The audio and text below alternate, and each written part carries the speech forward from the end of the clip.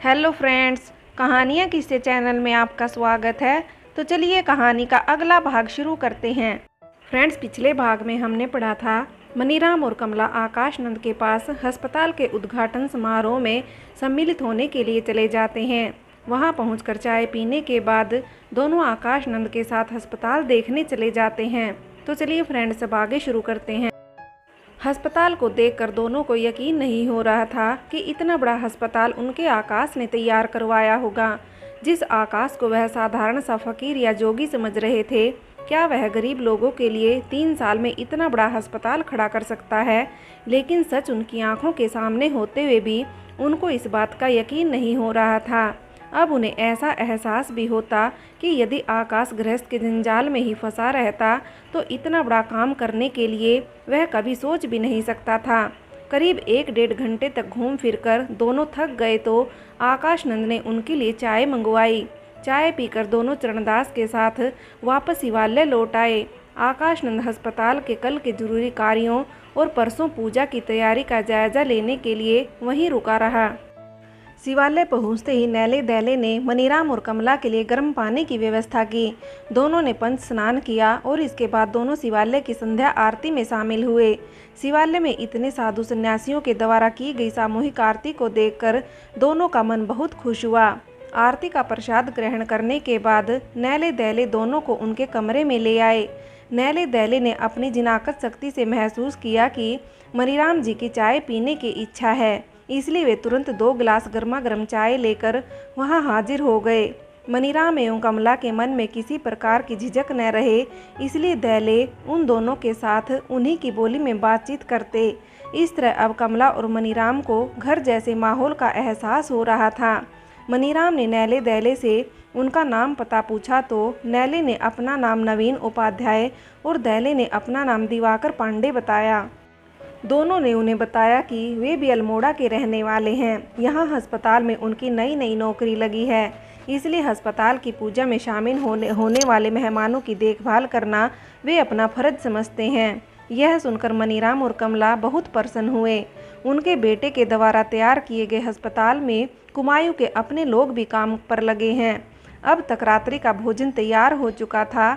नैले दैले ने दोनों को भोजन करवाया। मनीराम और कमला ने भोजन किया और नवीन दिवाकर को भी भोजन करने को कहा। शिवालय में सभी साधु सन्यासियों के भोजन के उपरांत नित्य की तरह भजन कीर्तन हुआ। तरह तरह के वाद्य यंत्रों के साथ भजन कीर्तन सुनकर कमला और मनीराम बहुत आनंदित हुए। उनका हृदय कह रहा था कि हमारा बुढ़ापा भी इन्हीं लोगों के साथ कट जाता तो इससे बड़ा मोक्ष कुछ और नहीं होता। बाबा चरणदास तो अंतर्यामी थे, वे उन दोनों की मन की बात भांप गए। उन्होंने दोनों के पास जाकर पूछा, आप लोग ऐसा क्यों सोच रहे हैं? यह शिवालय आपका ही है। आप लोग जब तक इच्छा हो यहाँ आनंद से रहें, चिंता मत करो। भगवान आपकी मन की यह इच्छा भी बहुत जल्दी पूरी करने वाले हैं। भजन कीर्तन के बाद नैले दैले ने मनीराम और कमला को उनके कमरे में पहुँचा दिया। दोनों के लिए उनके गाँव की तरह ही बिस्तर का प्रबंध किया गया था, जिससे उन्हें किसी नई जगह में नींद न आने की समस्या भी न हो। नैले दैले ने उन्हें बताया कि किसी भी चीज़ की ज़रूरत हो तो हमें कह देना, हम आपके बगल के कमरे में ही रहते हैं। मनीराम और कमला को अपने अपने बिस्तर में लेटते ही नींद आ गई। सुबह समय पर उठकर दोनों ने नित्य क्रम से निर्वित होकर मंदिर में पूजा अर्चना की। इसके बाद नैले दैले ने उनके लिए नाश्ते की व्यवस्था की। नाश्ता करने के बाद सभी साधु सन्यासी अपने अपने क्षेत्र में भिक्षाटन के लिए चले गए। इसके बाद कमला एवं मनीराम बाबा चरणदास और नैले दैले के साथ अस्पताल पहुंच गए। आकाश नंद ने माता पिता से पूछा, शिवालय में रात में कोई परेशानी तो नहीं हुई? मनीराम ने कहा, नहीं नहीं, हमारे लिए तो यह तीर्थ यात्रा से कम नहीं है। आपकी माँ को भी शिवालय की आरती और भजन कीर्तन में बहुत आनंद आया। कमला बोली, ये दोनों लड़के भी बहुत अच्छे स्वभाव के हैं, दोनों अपने ही कुमायूं के हैं। हमारी इतनी सेवा कर रहे हैं कि लगता है जैसे अपने माँ बाप की सेवा में जुटे हों। ये बता रहे थे कि तुम्हारे इस अस्पताल में इनकी नई नई नौकरी लगी है। बेटा, आप लोग भी थोड़ा इनका ध्यान रखना। आकाश नंद ने नैले दैले की ओर देखकर कहा, ये दोनों तो मेरे गुरु भाई हैं। ये अस्पताल भी मेरे से अधिक इनकी मेहनत से खड़ा हुआ है। ये दोनों न होते तो मेरे से अकेले इतना बड़ा काम भी न होता। दरअसल हम तीनों बाबा जी को अपना गुरु मानते हैं। यह सुनकर मनीराम को और अधिक खुशी हुई कि उनका बेटा अकेले ही इस पथ पर नहीं निकला है, बल्कि उसके साथ उसके अच्छे अच्छे लोग इस काम में जुड़े हैं। नैले दैले ने मनीराम और कमला को आज दिन का भोजन भी यहीं करवाया। कल पूजा की तैयारियों के चलते आकाशनंद को आज रात भी अस्पताल में ही रुकना पड़ा। आज भी उसने माता पिता को बाबा चरणदास और नैले दैले के साथ शिवालय में भेज दिया। कल की तरह आज भी दोनों शिवालय की आरती एवं भजन कीर्तन सुनकर बहुत खुश थे। आज बाबा चरणदास ने सोने से पहले ही शिवालय में ऐलान कर दिया था कि कल सुबह सभी साधु सन्यासी 7 बजे अस्पताल में होने वाली पूजा में सम्मिलित होंगे, इसलिए सुबह समय पर नहा धोकर तैयार हो जाएं। बाबा का आदेश सबके लिए सिरोधार्य था, इसलिए अगली सुबह सभी साधु सन्यासी ठीक 7 बजे सज धज कर अस्पताल पहुंच गए। मनीराम और कमला भी बाबा चरणदास एवं नैले दैले के साथ ठीक समय पर अस्पताल पहुंच गए, जहां बाबा आकाशनंद के संन्यास ग्रहण करने की तीसरी वर्षगांठ एवं अस्पताल के शुभारंभ का समारोह शहर के गणमान्य लोगों की मौजूदगी में विधि विधान से संपन्न हुआ।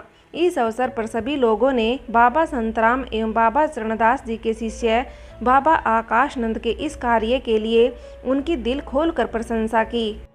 इसके साथ साथ उन्होंने बाबा आकाशनंद के माता पिता का भी यशोगान किया, जिनके सपूत ने संन्यास धारण करके गृहस्थ के बजाय समाज सेवा का पथ चुना। अस्पताल की पूजा पाठ संपन्न होने के बाद बाबा आकाशनंद ने बाबा चरणदास और नैले दैले के साथ अपने बूढ़े माता पिता को शिवालय वापस भेज दिया। आज अस्पताल की शुरुआत का पहला दिन था, इसलिए वहां किसी भी प्रकार की समस्या न हो, इसकी जिम्मेदारी को समझते हुए आकाशनंद दिन भर वहीं रहा। शाम को जब सब काम सुचारू ढंग से चलने लगा तो आकाशनंद भी शिवालय चला आया। शिवालय पहुंचकर उसने माता पिता से आज के कार्यक्रम के बारे में पूछा। दोनों ने बाबा चरणदास को हाथ जोड़कर कहा, आपकी देखरेख में आज आकाशनंद और उसके इन दोनों साथियों ने जो कुछ कार्य पूर्ण किया है, इससे हमारे हृदय को अपार खुशी प्राप्त हुई। आपके शिवालय में 2 दिन रुककर हमें ऐसा महसूस हो रहा है कि मानो हम किसी तीर्थ स्थान में निवास कर रहे हैं। मन करता है कि हम लोग यहीं अपना अंतिम समय गुजारें। बाबा चरणदास ने कहा, अभी आपकी बहू घर में अकेली है। उसने आपके बेटे आकाशनंद और आपके साथ जो भी कुछ किया है उसका प्रतिफल वह भुगत भी रही है और आगे भी उसको इसकी भारी कीमत चुकानी होगी। आप भविष्य में भी उसके द्वारा किए गए किसी भी कार्य से दुखी मत होना। इसे आप उसके कर्मों का दंड समझकर उसे उसके हाल पर ही छोड़ देना। यदि आप इस समय यहाँ रुक गए तो पूरे इलाके में लोग यही कहेंगे कि पहले लड़के ने छोड़ा और अब माँ बाप भी जवान बहू को घर में अकेला छोड़कर चले गए। इसलिए कल सुबह हम आपको पुनः आपके गांव छोड़ देंगे। ठीक 1 महीने बाद मैं पुनः आपको लेने आपके गांव आऊँगा। उसके बाद आप भी मेरे साथ ही अपना शेष जीवन यहाँ व्यतीत करना। बाबा चरणदास की बात मनीराम और कमला एवं आकाशनंद को बहुत सही लगी। आकाशनंद ने माता पिता को किसी किस्म की चिंता न करने को कहा। इसके बाद शिवालय में नित्य की तरह संध्या आरती, रात्रि भोजन एवं भजन कीर्तन का कार्यक्रम संपन्न हुआ। रात्रि विश्राम के बाद अगली सुबह बाबा चरणदास ने नैले दैले को आकाशनंद के माता पिता को उनके गांव छोड़ने के लिए कहा। आकाशनंद ने माता पिता को हेलीकॉप्टर में बैठाया। एक बार फिर बेटे से बिछड़ने के दुख में कमला की आंखें नम हो गई। मनीराम ने कमला को धीरज बंधाते हुए कहा, चलो अब यहाँ से रोकर आकाशनंद का दिल न दुखाओ। चरणदास के वेश में नैले ने मनीराम और कमला को आंखें बंद करने को कहा। जैसे ही दोनों ने अपनी आंखें बंद की, विमान चालक के वेश में दैले ने अपनी जिन्नाती शक्ति से मनीराम और कमला को पलक झपकते ही उनके गांव पहुंचा दिया। उधर गांव में शकुंतला ने अमित के लिए भोजन तैयार किया और भोजन करने के बाद अमित कॉलेज चला गया। अमित नंदिनी के साथ बिताए गए पलों को याद करते हुए कॉलेज पहुंच गया। अभी उसकी उम्र इतनी न थी कि उसे जिंदगी के सही गलत रास्तों का ज्ञान हो। अभी उसे सिर्फ तन को सुकून देने वाली बातें और क्रियाकलाप ही अच्छी लग रही थी। इन बातों से एवं क्रियाकलापों से उसके भविष्य पर पड़ने वाले प्रभाव की उसे फिलहाल कोई परवाह न थी। नंदिनी ने अमित के जाने के बाद चूल्हे में पानी गर्म किया और स्नान के पश्चात उसने अपने घर के मंदिर में धूप दीप जलाया। उसने भगवान को हाथ जोड़कर उसकी मन की मुराद पूरी करने के लिए धन्यवाद किया। साथ ही उसने खुद को इस अनैतिक पथ पर आगे बढ़ने की व्यवस्था के लिए आकाश को दोषी माना। पूजा करते हुए भी आकाश के प्रति उसके मन में न जाने क्या क्या गलत विचार आ रहे थे। कभी वह सोचती, मेरे ऊपर इस गांव में हर पल दसियों लोगों की नज़र रहती है, लेकिन परदेश में उस पर कौन नज़र रखने वाला है। न जाने साधु के वेश में वहाँ क्या क्या व्यभिचार करता होगा। घर गांव में मर्दों के ऊपर परिवार और बिरादरी की इतनी रोक टोक होती है, फिर भी आए दिन इधर उधर मुंह मारने की फिराक में रहते हैं। कोई बिरला ही ऐसा सत्पुरुष होगा जो गृहस्थ के नियम धर्म पर चलता होगा, नहीं तो अधिकांश मर्द अपनी पत्नी की नज़रों का ही पर्दा करते हैं। पत्नी की नज़र हटते ही अपनी मनमानी पर उतरना ही पुरुष जाति की प्रवृत्ति है। सारी रोक टोक नियम धर्म हम महिलाओं पर ही लागू होते हैं। उसने अपने आगे रखे भगवान की तस्वीरों से प्रश्न पूछते हुए कहा, भगवान अब तुम ही बताओ कि अगर आकाश की जगह मैं शादी के तुरंत बाद जोगन बनकर संन्यास धारण कर लेती तो तब आकाश क्या करता? क्या वह अपना घर नहीं बसाता? अगर नंदिनी ने अपनी जिंदगी को गुलजार करने की यह कोशिश की है तो इसमें क्या बुरा है। करीब 1 घंटे तक वह घर के मंदिर के आगे अपने किए गए कृत्यों को जायज़ ठहराने की पूरी कोशिश करती रही। इस बीच उसे एक बार ऐसा महसूस हुआ कि किसी ने उसकी चोटी खींचकर उसके गाल पर जोर का थप्पड़ जड़ दिया हो। थप्पड़ इतना जोरदार था कि वह सहम सी गई। उसे ऐसा महसूस हुआ कि बाबा चरणदास उसके सामने खड़े होकर उसे मंदिर से दूर जाने को कह रहे हैं। उसने खुद को संभालते हुए एक बार फिर अपना ध्यान एकाग्र करने की कोशिश की। इस बार उसे चरणदास के साथ साथ आकाश भी अपने सम्मुख खड़ा दिखाई दिया। उसे ऐसा लगा मानो आकाश नंद उसे घृणा भरी दृष्टि से देखते हुए पूछ रहा हो गया तुम्हारी वासना का अंत, या अभी भी इस जीवन को कलंकित करना कुछ शेष है? निर्लज, अभी भी अपने पापों का प्रायश्चित करने के बजाय खुद को सही सिद्ध करने की सोच रही है। यह कहकर दोनों वहां से अंतर्ध्यान हो गए। नंदिनी को लगा जैसे यह उसके मन का वहम है। जैसे ही वह अपने मन को एकाग्रचित करने की कोशिश करती, उसकी आत्मा उसे बार बार यही कहती कि नंदिनी, तूने खुद के साथ ही एक बहुत बड़ा धोखा किया है। तुझ पर इस धोखे का जो कलंक लगना था वह लग चुका है। अब चाहे तू कितनी भी साबुन से नहा धोकर इस तन को साफ कर ले, लेकिन तेरे इस तन पर जो दाग लग चुका है वह अब कभी न धुलेगा। आखिर जब उसका मन संतुष्ट न हो सका तो वह वहां से उठकर घर के अन्य कार्यों में लग गई। नंदिनी अभी सुबह का नाश्ता ही कर रही थी कि तभी उसे घर के बाहर किसी की आवाज़ सुनाई दी। वह नाश्ता छोड़कर बाहर चली आई तो उसने देखा कि उसके सास ससुर हेलीकॉप्टर से उतरकर बाबा चरणदास के साथ आंगन की ओर चले आ रहे थे। उन्हें अचानक वहां देखकर वह अचंभित सी हुई। उसे अपने सास ससुर के इतनी जल्दी घर लौटने की उम्मीद नहीं थी। अपने सास ससुर से अधिक घबराहट अब उसे बाबा चरणदास को देखकर हो रही थी, क्योंकि अभी कुछ देर पहले जब वह पूजा कर रही थी उस समय भी उसे बाबा ने दुत्कार दिया था। नंदिनी ने खुद को संभालते हुए भागकर अपने झूठे हाथ धोए और अपने सास ससुर के पैर छूने वह घर के आंगन में चली आई। उसने सास ससुर के पैर छुए तो दोनों ने उसे दीर्घायु का आशीर्वाद दिया। नंदिनी को याद था कि पिछली बार उसे बाबा चरणदास ने पैर छूने से इनकार कर दिया था। इस बार उसने बाबा को हाथ जोड़कर दूर से ही प्रणाम किया। बाबा के वेश में नैले ने उसकी ओर घृणा भरी दृष्टि से देखते हुए धीरे से कहा, पुत्रवती भव, कल रात तुम्हारी मनोइच्छा तो पूर्ण हो ही गई। अब उसका फल भी ठीक 9 माह बाद तुम प्राप्त करोगी। याद रखना, साधु सन्यासियों का वरदान कभी व्यर्थ नहीं जाता है। बाबा चरणदास की बात सुनकर नंदिनी के चेहरे पर लज्जा की अपेक्षा खुशी का भाव था। वह यही तो चाहती थी कि अमित को किसी तरह उसे स्वीकारना पड़े। इसलिए उसने बाबा की बात का प्रतिकार करने के बजाय अपने सास ससुर के हाथ से उसका सामान पकड़ा और उसे लेकर वह घर के अंदर चली गई। सास ससुर के सामान को सही जगह पर रखकर वह अपने कमरे का मुआयना करने गई, जहां कल रात उसने अमित के साथ रात गुजारी थी। सास के संदेह करने का कोई भी सबूत वह उस कमरे में नहीं छोड़ना चाहती थी। कमरे में सब कुछ ठीक देखकर वह फिर बाहर चली आई। बाबा चरणदास के वेश में नैले ने मनीराम और कमला से कुछ देर बातचीत की। इसके बाद उसने दोनों को शिवालय में हुई किसी भी तरह की परेशानी के लिए क्षमा मांगते हुए 1 महीने बाद पुनः भेंट करने की बात कही।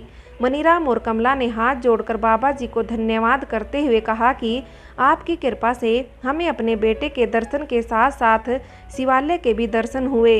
यह हमारे लिए किसी पुण्य फल से कम नहीं है। दोनों बाबा जी के साथ हेलीकॉप्टर के पास गए और उन्होंने हेलीकॉप्टर चालक को भी हाथ जोड़कर दिल से धन्यवाद किया। इस तरह बाबा चरणदास और हेलीकॉप्टर चालक के वेश में नैले दैले पलक झपकते ही सूरत के शिवालय पहुंच गए। नंदिनी ने सास ससुर के लिए तुरंत चाय तैयार की। गर्मा गर्म चाय के साथ ही उसने सास से सूरत के हालचाल समाचार पूछे। इसके साथ साथ उसने आकाश के स्वास्थ्य के बारे में भी पूछा। कमला ने नंदिनी को सूरत की सभी बातें विस्तार से बताई। नंदिनी ने सास से कहा कि जब आप वहां चले ही गए थे तो 2-4 दिन घूम लेते, मैं थी तो सही घर पर। कमला बोली, वहां से आने की इच्छा तो नहीं हो रही थी, लेकिन बाबा जी ने बताया कि घर पर जवान बहू है, इसलिए आपका यहाँ ज़्यादा दिन तक ठहरना ठीक नहीं है। इसलिए कल हम पूजा पाठ के बाद ही आज ही वापस आ गए। इसके बाद कमला ने बहू से पूछा, तुझे भी यहाँ घर पर रात को डर लग रहा होगा, इस बीच तुझे कुछ परेशानी तो नहीं हुई? नंदिनी बोली, भला मुझे क्या खा रहा था घर पर, और खा भी लेता तो उन पर क्या फ़र्क पड़ता। अगर वे मुझे इस घर का सदस्य समझते तो मुझे भी वहाँ ज़रूर बुलाते। लेकिन कोई बात नहीं, मुझे तो इस बात की खुशी है कि आप दोनों अपने बेटे से मुलाकात कराए। कमला बोली, मन में ऐसा बुरा नहीं सोचना चाहिए। भगवान भोलेनाथ जो भी करते हैं सोच समझ कर ही करते हैं। तूने नाश्ता नहीं किया होगा, जा पहले आराम से नाश्ता कर, उसके बाद आगे बात करेंगे। नंदिनी ने मन ही मन सोचा, बुढ़िया भी वहाँ से आते ही लगी है मुझे प्रवचन सुनाने। भला यह कौन नहीं जानता होगा कि भगवान जो भी करते हैं ठीक ही करते हैं। मेरे लिए भी इन दोनों का सूरत जाना अच्छा ही साबित हुआ। इसके बाद उसने अपने स्वभाव के अनुसार सास ससुर को अपने वश में करने के लिए कहा, आप लोग भी तो वहाँ से सुबह सुबह चले आए होंगे, इसलिए आपके लिए भी नाश्ता बना देती हूँ। कमला ने कहा, नहीं नहीं, वहाँ आकाश ने हमारे लिए सुबह ही नाश्ता तैयार करवा दिया था। तू नाश्ता कर, मैं आकाश का दिया हुआ प्रसाद गांव में बांट आती हूँ। इसके बाद नंदिनी नाश्ता करने लगी। कमला ने अपने थैले में से प्रसाद निकाला और उसे लेकर वह गांव की ओर चली गई। गांव में हर कोई आकाश की कुशल क्षेम पूछता तो कमला बेटे की तारीफ करना न भूलती। वह सभी को अपने बेटे के द्वारा सूरत में तैयार अस्पताल और मंदिर का सभी के सामने खूब गुणगान करती। अब आकाश की बात करते समय उसकी आंखों में आंसुओं की जगह एक चमक सी दिखाई देती थी। प्रसाद बांटकर कमला घर पहुंच गई तो उसने नंदिनी को भी प्रसाद दिया। इसके बाद दोनों सूरत की बातचीत करने में लग गए। बूढ़े मनीराम ने अपना हुक्का भरा। खाट पर लेटे लेटे हुक्का पीते पीते ही उसकी आंख लग गई। मनीराम एवं कमला को सूरत से वापस आए करीब 1 माह का समय बीत गया था। अब उनका मन सांसारिक वस्तुओं से मानो विरक्त हो चुका था। कमला अब मंदिरों में होने वाले पूजा पाठ की ओर अधिक ध्यान देने लगी थी। मनीराम ने भी अपनी ढलती उम्र के हिसाब से खेती बाड़ी का काम बहुत कम कर दिया था। नंदिनी को जो कुछ अच्छा लगता वह अपने मन मुताबिक घर का काम करती। अब उसके खान पान रहन सहन पर भी दोनों की ओर से कोई रोक टोक न थी। नंदिनी भी सास ससुर के स्वभाव में आए अचानक परिवर्तन से हतप्रभ थी। वह सास से जब भी सूरत की कोई बात पूछती वह बड़े ही इम्तिनान से उसे वहाँ का हाल चाल बताती रहती थी। फ्रेंड्स, बाकी की कहानी के अगले भाग में देखें।